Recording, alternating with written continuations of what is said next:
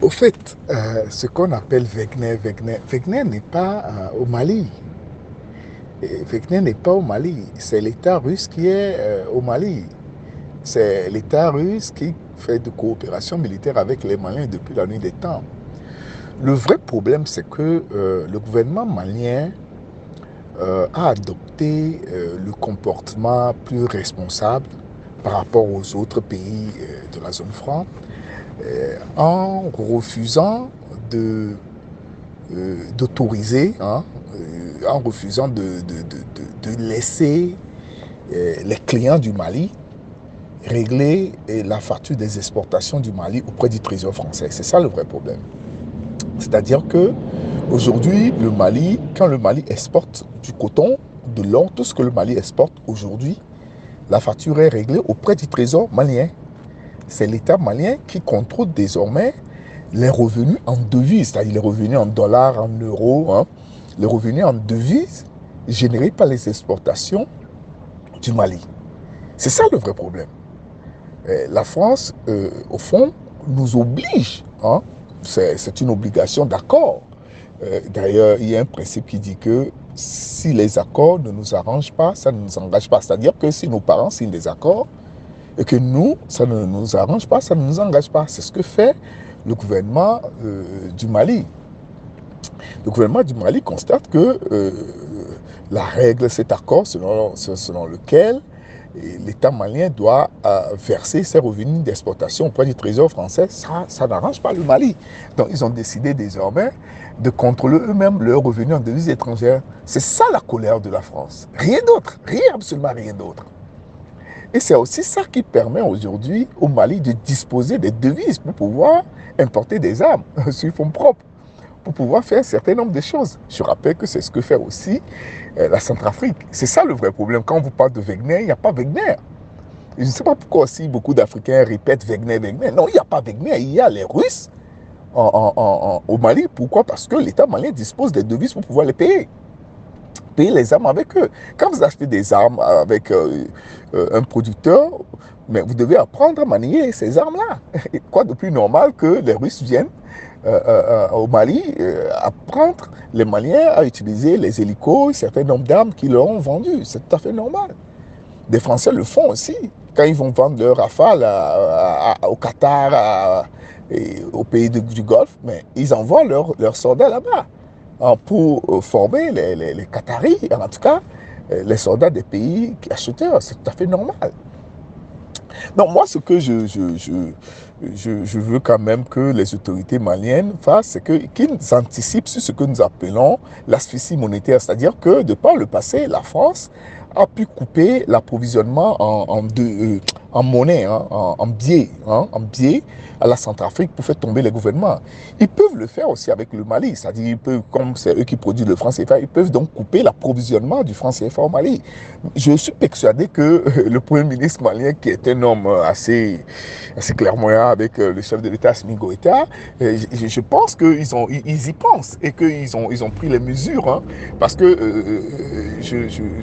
je crois savoir que leur stratégie même, c'est de pousser la France à leur couper l'approvisionnement en billets. Comme ça, le Mali va mettre sa propre monnaie sur la table.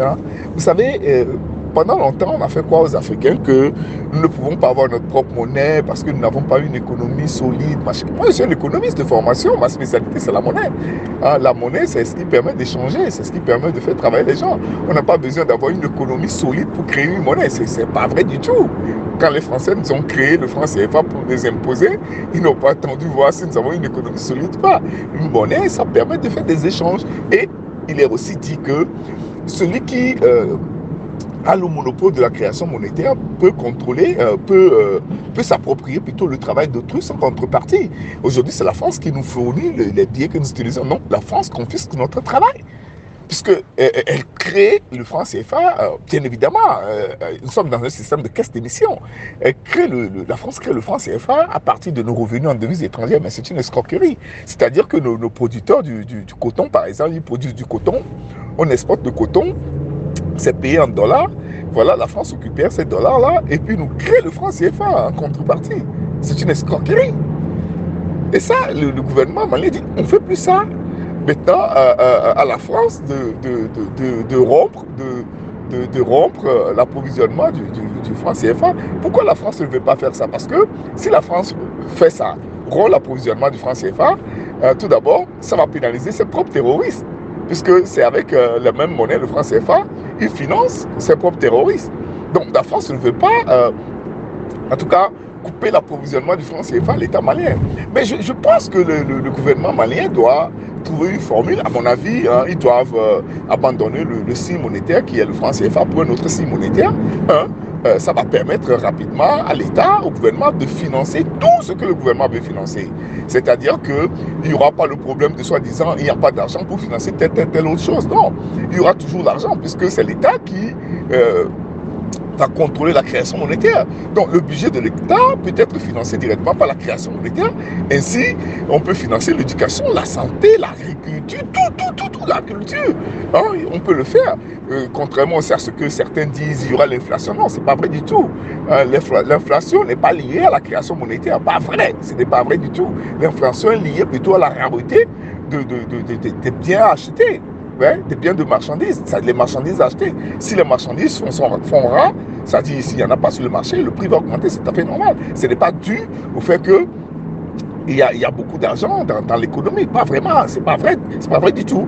La preuve, c'est que quand on vient nous prêter de l'argent, on ne parle pas d'inflation. Pourquoi nous, quand même, on va créer nous-mêmes pour satisfaire, pour financer nos besoins, et on va nous parler d'inflation, vous voyez? Donc bref, c'est ce que j'aimerais aussi ajouter, que l'État malien doit anticiper sur la possibilité que la France a provoqué ce qu'on appelle l'asphyxie monétaire, a coupé l'approvisionnement en francs CFA au pays, et donc que le gouvernement malien anticipe. Moi je pense qu'à l'heure actuelle, ils doivent déjà créer leur monnaie et qu'ils doivent mettre dans la banque centrale au repos au cas où la France coupe l'approvisionnement du franc CFA. Ils vont mettre leur nouveau signe monétaire en place en faisant une unité du franc CFA qui a une unité du nouveau signe monétaire, et vous verrez que le Mali se développera plus vite même que la Libye, puisque le Mali est potentiellement plus riche que la Libye. Et vous voyez. Donc encore une fois, en résumant, j'encourage le gouvernement malien à continuer toujours par gérer ses revenus en devises étrangères, 1, 2, à préparer la possibilité, l'éventualité que le franc CFA lui soit coupé. Hein, et par conséquent, à anticiper sur ça, à avoir sa propre monnaie, hein, qu'ils doivent mettre de côté, et si jamais ils coupent le franc CFA, qu'ils mettent leur monnaie en circulation. Je pense aussi que ils peuvent mettre leur monnaie en circulation hein, sans attendre que la France coupe l'approvisionnement du franc CFA. Pourquoi? Parce que en mettant leur monnaie en circulation, en faisant vraiment un travail de sensibilisation, en mettant leur monnaie en circulation, ça va handicaper les terroristes, ça va handicaper lourdement les terroristes. Est-ce que vous voyez? Ça va les handicaper lourdement. Et puis on doit aussi encourager les transactions électroniques, hein, la monnaie électronique. Ouais. Et tout ça, il faut mettre ça sur la table. En tout cas, nous autres, nous sommes là hein, pour conseiller gratuitement. On n'a pas besoin d'être payé. Nous travaillons pour l'Afrique, à conseiller gratuitement pour que l'Afrique soit libre, hein, soit libre du terrorisme français. Je vous remercie.